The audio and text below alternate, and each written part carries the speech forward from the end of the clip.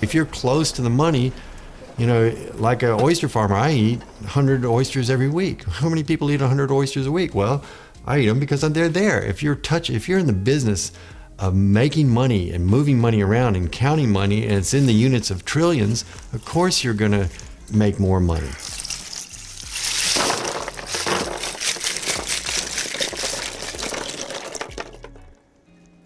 And then you become so isolated from the real working world of the average person who doesn't have this ability and is struggling to keep his job, to pay his mortgage, to, feed his kids and send them to school. It's the best part of my job.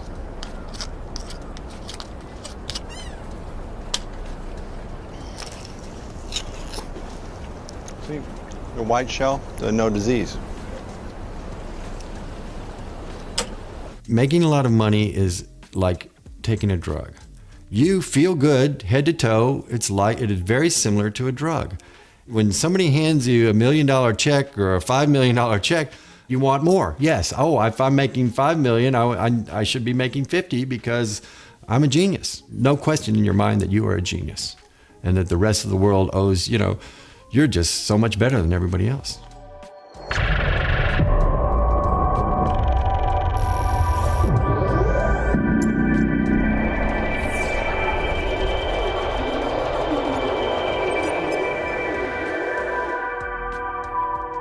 A bottle of beer is £1, but you're having a party, so you need to have 100 bottles of beer. So how much is 100 bottles of beer? One bottle is £1. Tell me, how much is 100 bottles of beer? 100. No. Paul Wilmot, ook wel de slimste van alle kwants genoemd. Wiskundige en auteur van vele handboeken. Een kwantgoeroe die al jaren waarschuwt voor het gevaar van een door wiskundigen ingezette ineenstorting van de financiële markten. You go to a shop and you try and buy 100 bottles of beer, you may get a discount. They may say, okay, for bulk. So one bottle of beer is £1. 100 bottles is not going to be £100. It might be £80. And that's an example of non-linearity. You don't just multiply the 1 by 100. Or it could be that the shop that you're buying the beer from, it's late at night, it's the only shop that's open, they know that you need 100 bottles and they say, oh, I'm sorry, we're only allowed to sell one bottle of beer. But if you give me £200, then okay, you can have 100 bottles. So it might be 80, it might be 200, but it's not going to be 100. And that's the real world. But that's not in 99.9% of finance models. A quant is somebody who uses quantitative techniques, mathematics, statistics, computer science to try to model the value of financial securities and how to structure them, how to hedge them. Emmanuel Derman, ook wel de Einstein van Wall Street genoemd, was ooit een kwantpionier die als theoretisch natuurkundige voor Goldman Sachs ging werken. Nu leidt hij nieuwe kwants op aan Columbia University in New York. I moved to this field in 1985 when there really weren't a lot of them, and it was sort of a free-form business. We were all amateurs. Now you can be a professional quant, but in those days, quant was sort of a derogatory word. It was a bit like geek, sort of, which is like, slang for sort of computer nerds or computer geeks. There's a lot more respect for quants now. A decade or so ago, they were seen as these very geeky types who didn't really understand the business. Well, they are the business now. Manhattan, New York. A beautiful and powerful place where I have a tremendous history and roots, but also a city where money places a heavy hand on daily life, now more than ever.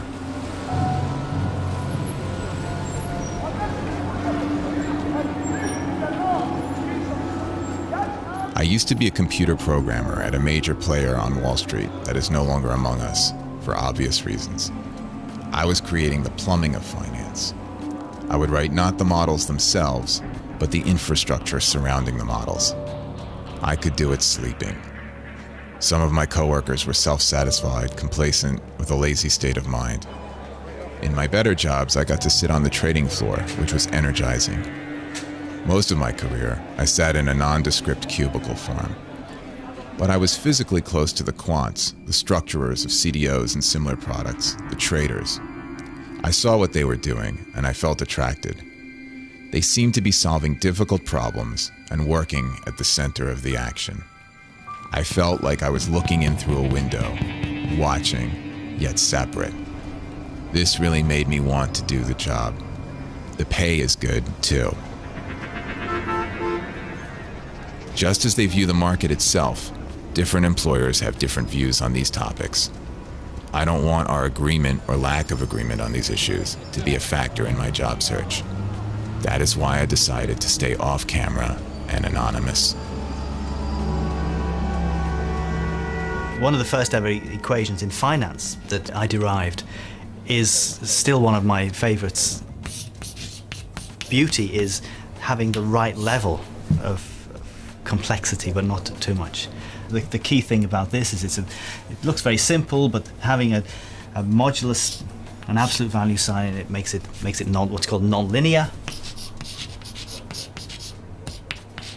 and that in itself is very nice. And one of the problems with finance at the moment is almost all the equations you get are linear, which is boring and not realistic. What financial models do for the most part is ask you for some input, like what will interest rates be in the future, or how volatile will interest rates be in the future, or what will prepayment rates be in the future, and then tell you what something will be worth today or later. And financial models always ask you for some view of the future and then translate that into a price. And so they can't predict things in an absolute sense. They can only predict things given your view of the future. And people call that prediction, but they're putting the input into there. So in that sense, it's not a correct word, prediction. Yeah, I don't think it's a correct word. And people like to say that this great financial crisis, global financial crisis that took place is a consequence of bad models. But I don't think, I mean, there are a lot of things that cause this, but I don't think models are by any means the major part. I think it's much more a question of incentives and the way the whole system works, rather than somebody foolishly relying. I mean, there are people that foolishly relied on models.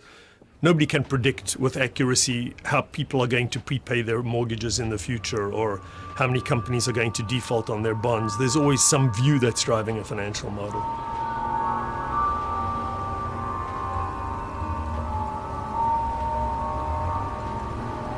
Y estos son. Well, my models, I wrote a piece of software that you brought in all the elements, the mortgages, what your assumptions about defaults and prepayments are.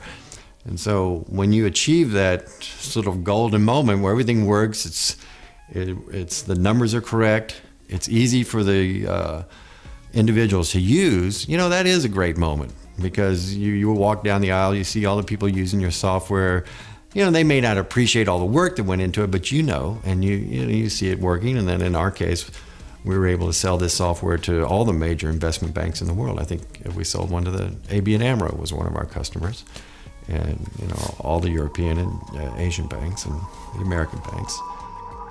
Mike Osinski werkte bijna 20 jaar op Wall Street als programmeur van software die slechte hypotheken versneed tot aantrekkelijke financiële producten. Computerprogramma's waar banken miljarden in stopten en waar biljoenen uitkwamen. But the input into these were all what's called prime mortgages to people that had jobs. So they were secure, they were stable, people were making their mortgage payments. It then grew into this vast enterprise, and I guess maybe it started to blossom around the late years of Clinton, and that I left in 2000. After that, it just went nuts. They were issuing subprime mortgages, a lot of subprime. It was a policy of the government. Both Clinton and Bush agreed that the government should force the banks to issue more subprime mortgages, and of course, the banks were totally in agreement with that, because they could, on a subprime deal, they would make 100 times the profit that they would on a prime mortgage deal. So they were very eager to issue these kinds of debt. Now, whether the buyers, the end clients for these bonds, really knew what they were buying is a good question.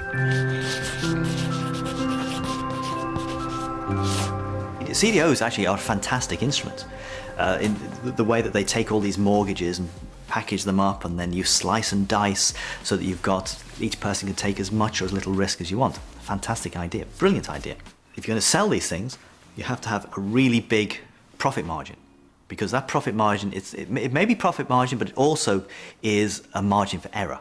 So it may have a theoretical value of this, but you've got to sell it for this, because this covers possible errors.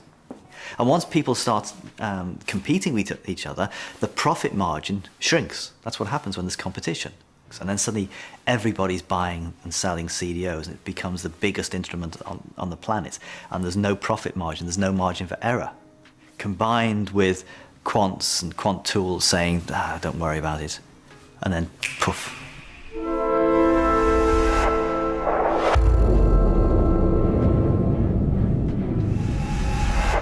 Here I have to apologize to the planet. I don't know, should I apologize to the planet? I did warn about the dangers in credit derivatives and in mathematical modeling.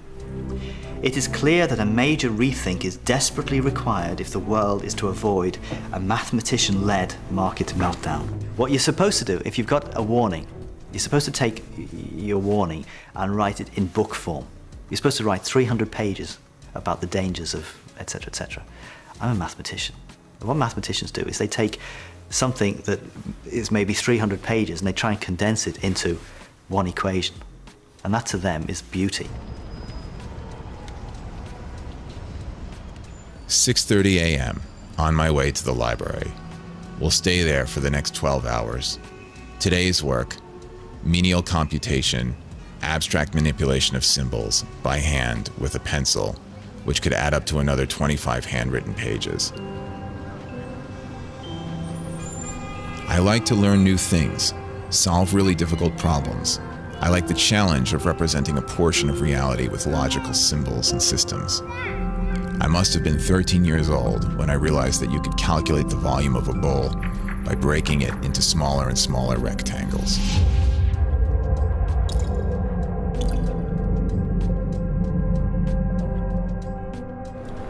The flow of crowds. I like to observe the motion of crowds and sense relations and forces that operate upon them. Heavily trafficked public space. Crowds appear and disappear with the rhythm of the daily schedule. I have the ability to see patterns in abstract mathematical symbols.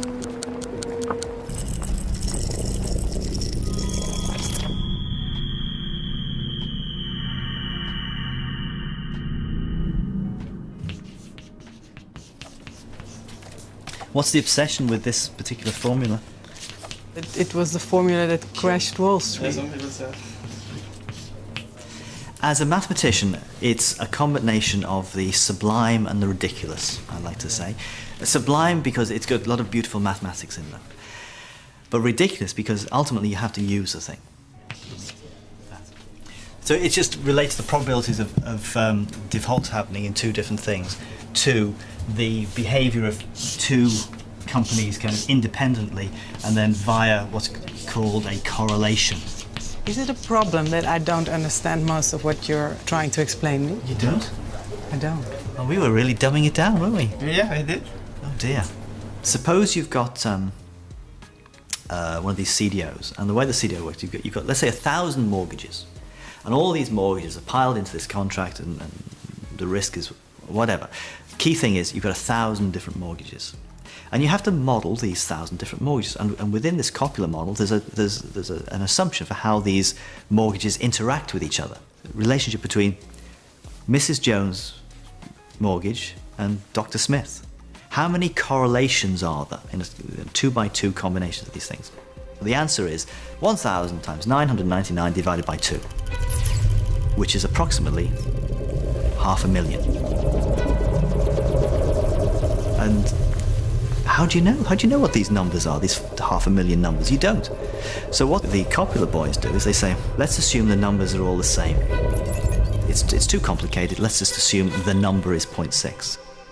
That's completely ridiculous. You've got a really complicated model there. You've got these complicated interactions between all these people. So that's from the sublime mathematical modeling to the ridiculousness of just saying they're all 0.6.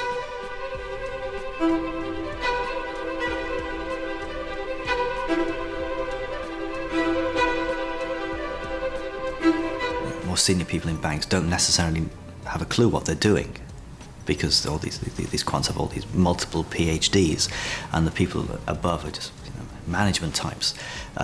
They won't understand the technical ideas that the quants know all about. And that itself can lead to problems, because if the quant says something, well, what's the manager going to do? The manager just has to believe the quant.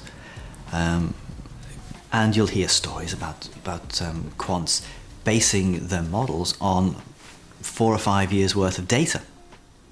And you think, 4 or 5 years? That's not really representative of the economic cycles within the housing market. And what's that going to do for your mathematical models? Because anybody who's over a certain age will know that, well, actually, house prices can very easily fall.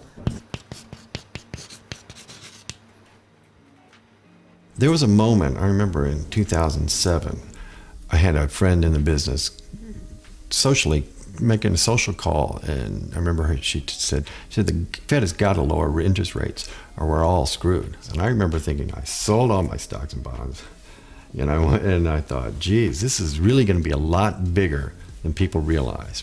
If you look around you, there's a mortgage on every house, there's loans on every car. It's a big market, your credit cards. And if it was failing, they kept issuing debt. People didn't realize. People wanted to believe that everything was always going to go up. I think they were blinded by the amount of compensation that they were getting every year. They're clean. They're clean. Yeah. Yeah. No, don't bother. I mean, these are huge numbers. To make millions, $5 million, $10 million, that's a lifetime's worth of money. You don't ever need to work again, and everybody wanted that. I could quit working. This year, I made enough money. In 1 year, I'll never have to work for the rest of my life, and that was the goal of everyone, it appeared to me. This is money, okay? And Espen's talking about making money. Every year you're making money, and then 1 year you blow up. Now, the difference between this being your money and it being a hedge fund is if this is your money, fantastic, you're making money, you're down here, you're bankrupt. If it is somebody else's money, if it's a hedge fund that does this, every year they're taking a percentage. They're taking some of that as profit, as their bonus, effectively. So they make some of that, they make some more, they make some more. All of this money they're putting into their own bank account. And then, when they lose money, that's their client's money that's lost. It's not their money. So you can see why it's very easy for people to abuse this kind of thing. I think it's fantastic that people who take risk should be compensated for taking risk, but only if they are actually taking risk themselves. Taking risk with other people's money, you should not get compensated for. I'm sorry, I don't know where that fits into economic theory, but taking risk with other people's money does not get rewarded. Sadly, though, it does in this business. Good. That's enough for now. What about the white one? There was a moment when I questioned why I was ever involved in Wall Street. Get the ice. I need it right now. On the double. Ice. That's something I thought that people would be more judicious and more conservative in their lending. And I was involved in it, and I thought, well, wait a second, these guys are out of control totally. The piece of software per se, that's a sort of inanimate object. Yes, people used it, but, if people had used it and put good mortgages into it, it never would have caused a problem at all. But when you put, mortgages that you have a fairly high certainty that people cannot repay, and then half of all the mortgages issued in a given year are that type of mortgages, yes, the industry has gotten out of control.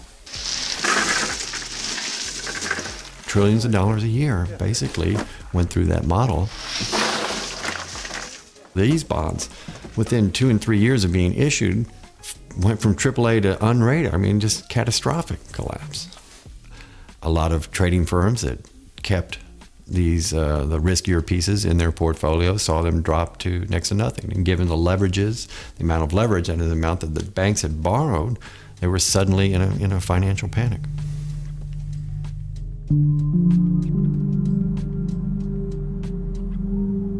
Saturday after midnight, still studying. I know long hours will not stop when I enter a future job as a quant.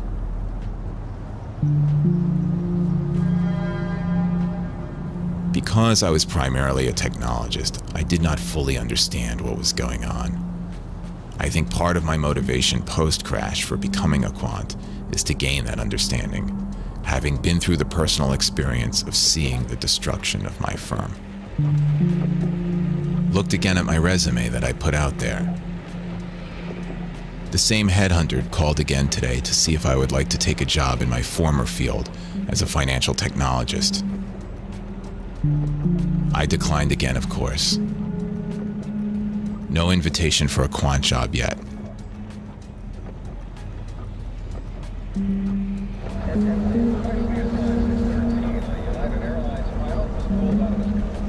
People that are in the business right now probably refuse to talk to the public. If they were to talk to the press, they would be fired. So only a limited few people in the business have the option of talking to the press. Once you're in the world, right? I mean, your phones are ringing, from the moment I woke up in the morning. And I remember, a lot of these guys I knew quite well, and they'd try to wake me up 6 o'clock. Oh, I thought you were asleep, and you'd be up till 11 o'clock. You have to be wired, you have to be alert every second, you have to be engaged, and you have to be perfect, and you have to be right all the time. The software fails, people lose millions or billions. It can't happen. You can't be wrong. You have to be perfect. It's a lot of stress. My wife was in the business with me. We both would wake up in the morning and describe similar nightmares. Phones were ringing and we couldn't answer them. And then we sort of grew out of that, and we both realized that we didn't know what day of the week it was. That's Lehman Brothers. It's the new Barclays. Barclays. Was Lehman. Was Lehman. Went under. In London, the FTSE up 1.2%. So is the CAC in Paris. Hey, Joel. Oysters.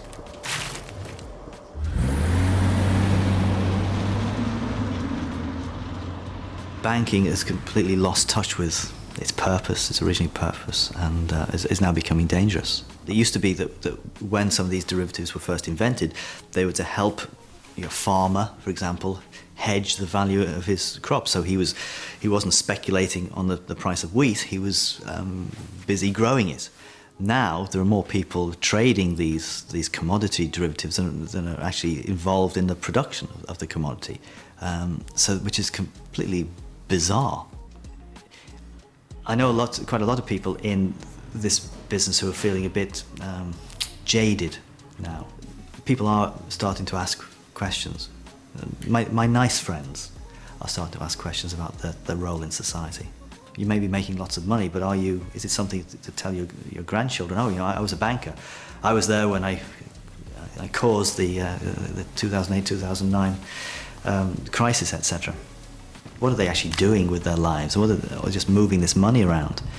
This isn't necessarily such a business to be proud of.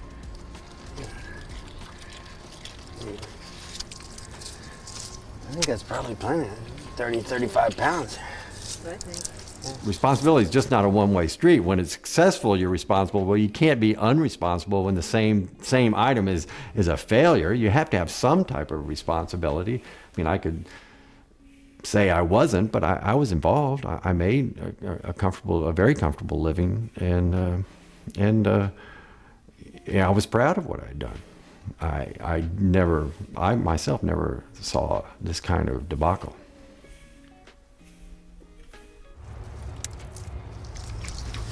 Pretty big muscles, you see. A little wilder. This is They're yellow on the inside, too. Different color. A chef in the city loves this wild taste, you know.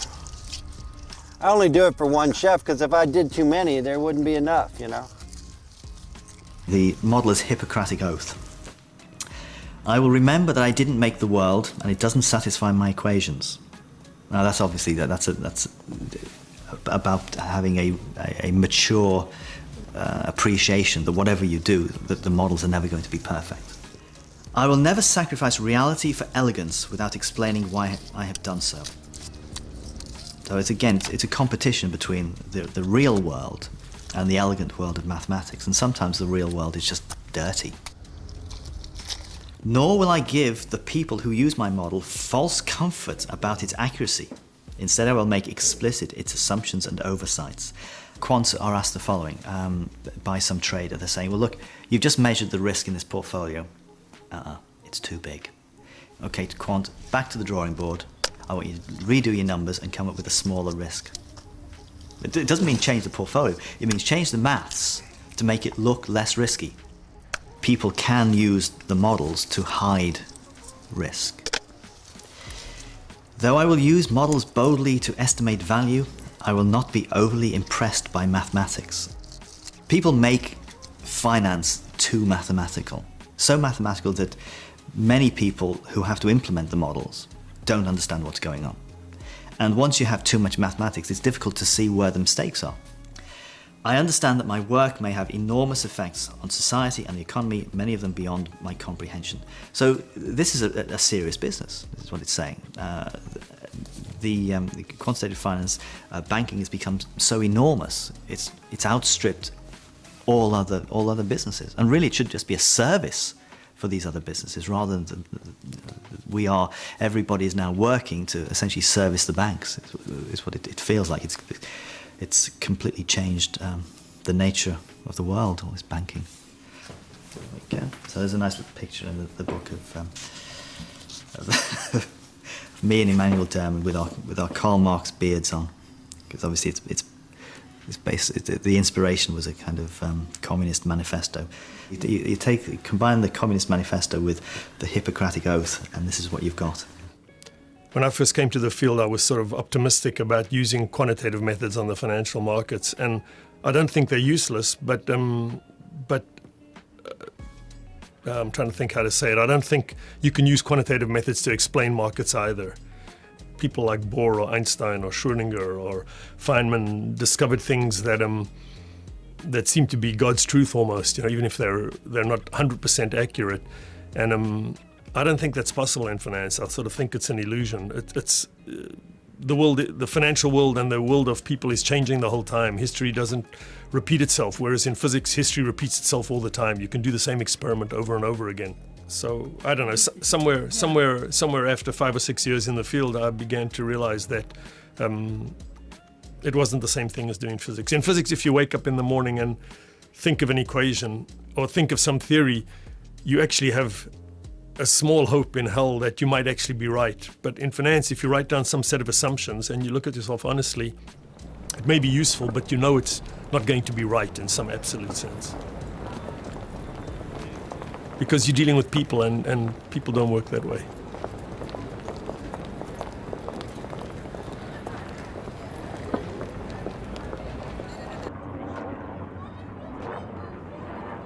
Another weekend, trying to remember all the parts of the city I haven't seen since I started the course. Longing to visit art galleries, eat out every night, to live. The day at the library seemed to have more hours than the normal 12. Studying alone, with other people doing the same thing, I feel like a monk in a monastery. It's peaceful. The library is quite old. Sometimes we have to cover the air conditioner with old Soviet mathematical journals from the 60s.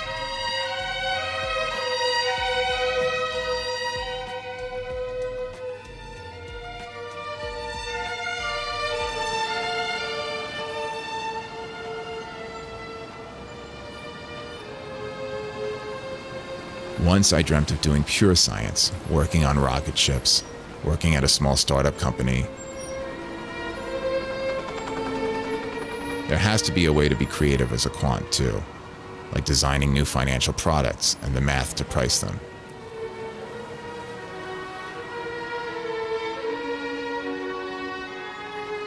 Do you think it's always possible for people to express a worry they have about the things they're building or writing? It's possible. People may not listen to them in the end. Most of these people are employees. People don't always listen to you. But yeah, it's possible to do it. And I think people should do it. And I think people who use the model should understand that. But I don't honestly believe that the models are responsible for what happened in the world. I think what's responsible for what happened in the world is that there've been an increasing number of crises since 1990, financial crises in the world since 1994, and every time people are used to constant growth and acceleration, and every time it slowed down, the government stepped in and tried to stimulate it again by lowering interest rates, just like they're doing now. And so you get these sort of a rise and a collapse, and then people don't like the collapse, so they lend money cheaply and force a rise again. And each time the oscillations get bigger and bigger, and they're doing exactly the same.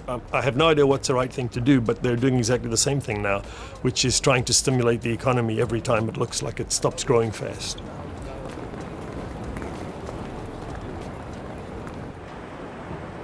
It shocks me that as a person who runs many businesses that we can talk about an economy shrinking by 1% is awful. Growing by 1% is fantastic. There's a difference of 2%. How can that difference of 2% have such a big impact on the world around us? 1% plus or minus in my businesses, I won't notice. The economists, they think that they're scientists. So they come up with these, what they call laws. They're not laws. Laws of gravity, that's a law. Anything that Isaac Newton comes up with is a law.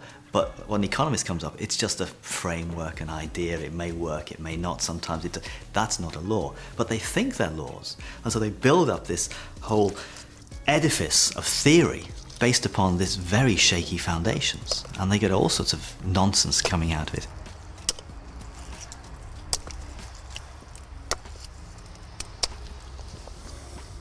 Rinse these off. Uh-oh.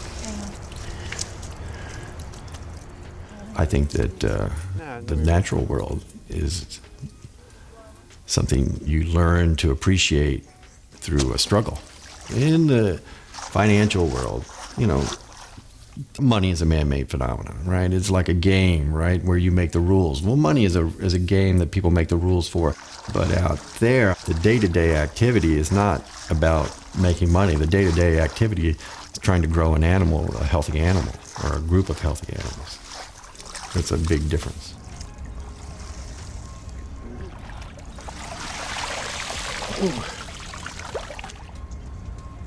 That is beautiful, believe it or not. That is beautiful. The beautiful thing about this is it says that in the risk neutral, now I've got to keep emphasizing, this is the risk neutral version, where mu equals r. If it was the real world, if this was the real version, it would have some d mu dt's in it. Now let's do some manipulations. Now some of these manipulations are straightforward. 6 over z, in which case there are no z's in there at all, if you see what I mean. The d by d big T version, because we are trying to find the stochastic differential equation, not for log z, so you're going to end up with mu minus a half, sigma squared. Let me backtrack a wee bit here. And we have a stochastic differential equation for z, then we can also write down the stochastic differential equation for f. There was a very, very short period of time when quants were in the doghouse, so to speak. The people were saying that, banking has changed forever, quants have finished, there'll be no more of these credit instruments. And I said, hang on a second, guys, you really don't know your history. You don't know human nature. This will all blow over in a matter of months. And of course, we're back to the big bonuses. Everything goes back to as it was. If people don't complain now, then it serves them right when the next financial crisis happens. 12 hours to go before the evening classes start. I feel united with my classmates by the enormous workload. It's actually the fees that we're trying to maximize, right? Of course, we have to maximize returns We have to do a good job in managing their money, otherwise we're going to do pretty poorly at collecting those fees. I wanted to feel challenged again and enrolled in a quants program. It cost me $60,000 tuition, which means more debt that I now have to take on. The incentive fee structure basically means that maximizing the TWR is like maximizing fees. Think about that. That's kind of tricky. This course is a year and a half full-time.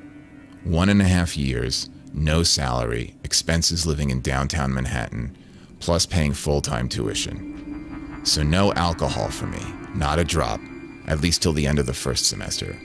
I can't afford to lose a day to a hangover. Hardly any social life for the time being. Most of the other students are Asian or East Europeans. Math is their first language and our common language. We Americans are the minority. Maximizing the number of times that we're going to penetrate the previous high water mark, we're actually maximizing incentive fees. So you can see that this type of optimization is very hedge fund-like. Does everybody get it so far? It used to be the physicists were splitting the atom. Who's splitting the atom these days? Building bridges. Who are the people building bridges? Everybody wants to move into this field. Scientific creativity is becoming financial creativity, which is all a bit bogus.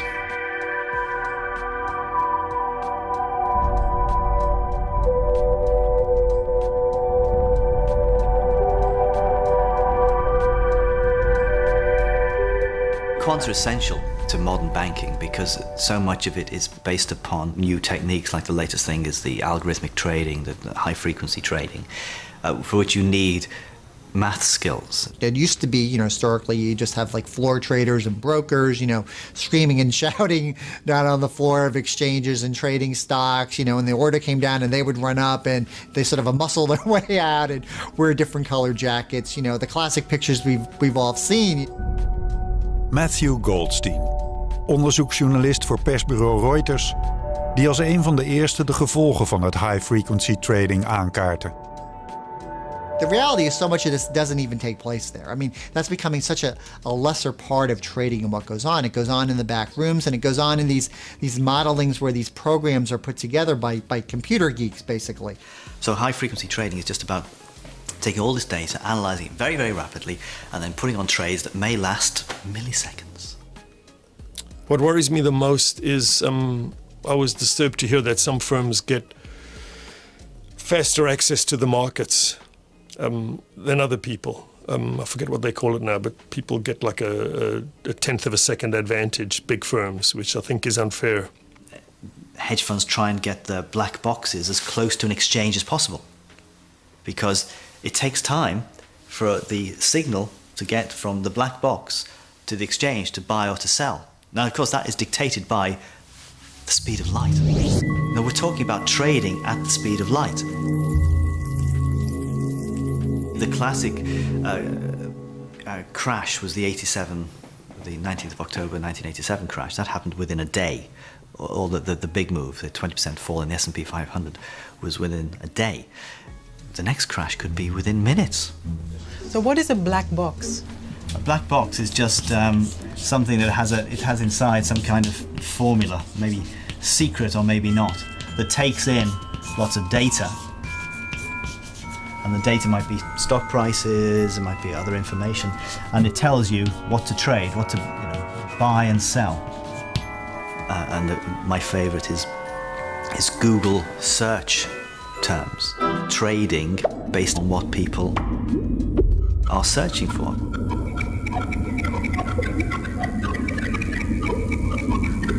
It's not a black box in the sense that, if you saw the algorithms, you could figure. Well, you and me might not be able to figure it out, but wiser minds maybe could, and computers can certainly read it. So it's a black box in the sense that it's almost hard for the human mind to get their arms or wrap themselves around to really understand what's going on.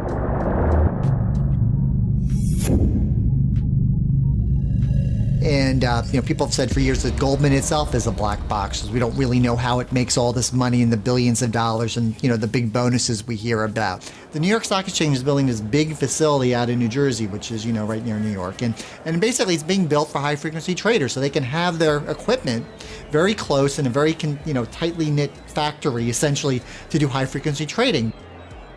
Well, who gets to have their server where? Is there going to be a lottery? Does someone pay more to get closer? I mean, it's sort of absurd when you think about it. This is what it's come down to. The battleground is ultimately going to be who has the most resources, who can pay the best salaries, the hire the best brains. And in reality, we're talking maybe about a dozen or so really top players. And not everyone can be a customer of Goldman Sachs. Not everyone can be a customer of Morgan Stanley or, Barclays. Also, it does, the high frequency trading means people are more concerned with the price of something and not its value. Value means what it's really worth. Price is just what people buy and sell for. And if you buy something now, sell it a second or two later, all you care about is the price you sold it for is greater than the price you bought it for. Its actual value, who cares? It sort of flies in the face of what we sort of think about what the markets are really about. The companies themselves almost don't matter, and what they do doesn't matter. It's just the fact which way their stocks move is all that matters.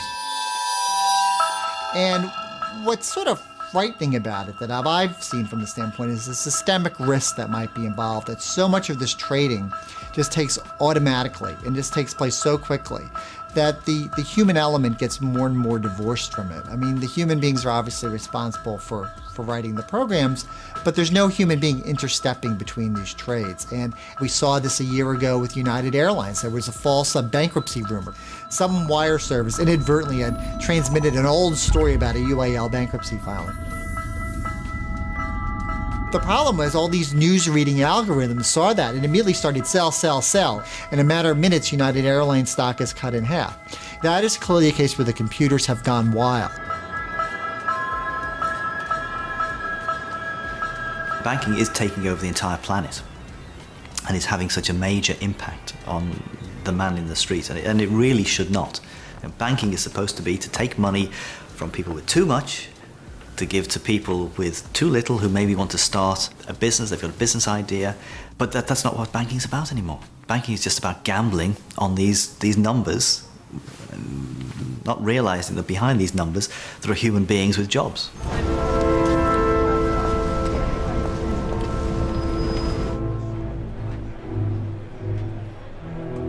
There's always been a joke about the New York Stock Exchange becoming a museum at some point, and they'll just have it for like a show there and people running around. And this is the way we used to trade stocks, and isn't it so quaint and everything?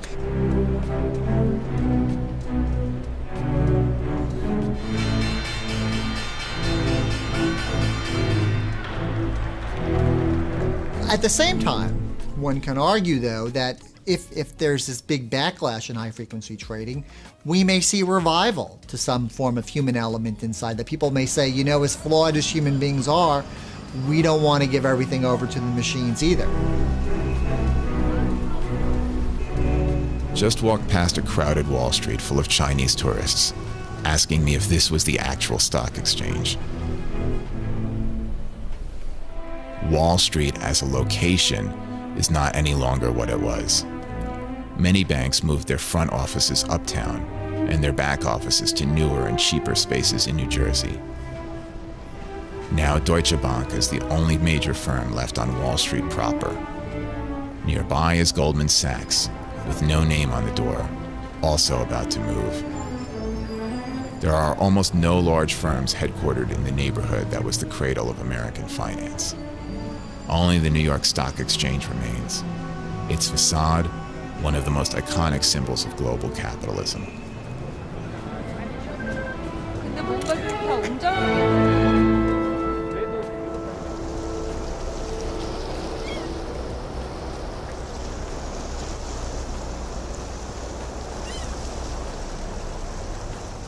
I'm always trying to encourage young people to do what I'm doing. I mean, it's a young person's, it's pretty physically intensive.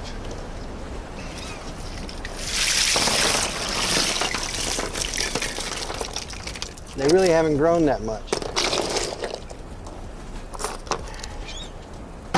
I may not make it till Christmas here. No, I like a bigger. We typically sell a much bigger oyster, right? What do you find more satisfying? Well, software is a much more mental, the pleasure, the mental exertion is pretty intense. Like 1 million lines of software is a lot, and you have it all memorized, right?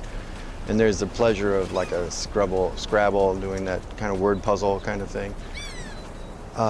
Although it's not that healthy. You sit in front of a machine, you have the terminal face effect, It's not the same as this. Oh. This is pretty... Not good. I mean, a day like today is pretty idyllic, right? You're just out in the water, a nice feeling bringing food in. So I think we sell about 150,000 oysters, which is, that's $100,000. Of course, I live off interest, So this is nice to have, I make some pocket money, et cetera, et cetera. And the overhead here is pretty small. You have to come to grips with nature. Like these oysters should be bigger. Every year, the ones that I pick in September and October are ready by November. Why they aren't, I don't know, and there's nothing you can do about it, right? Where in software, you can do something about everything. You can modify, you can make, this virtual world, you can make what you want. Here, you have to live constrained by, the real world.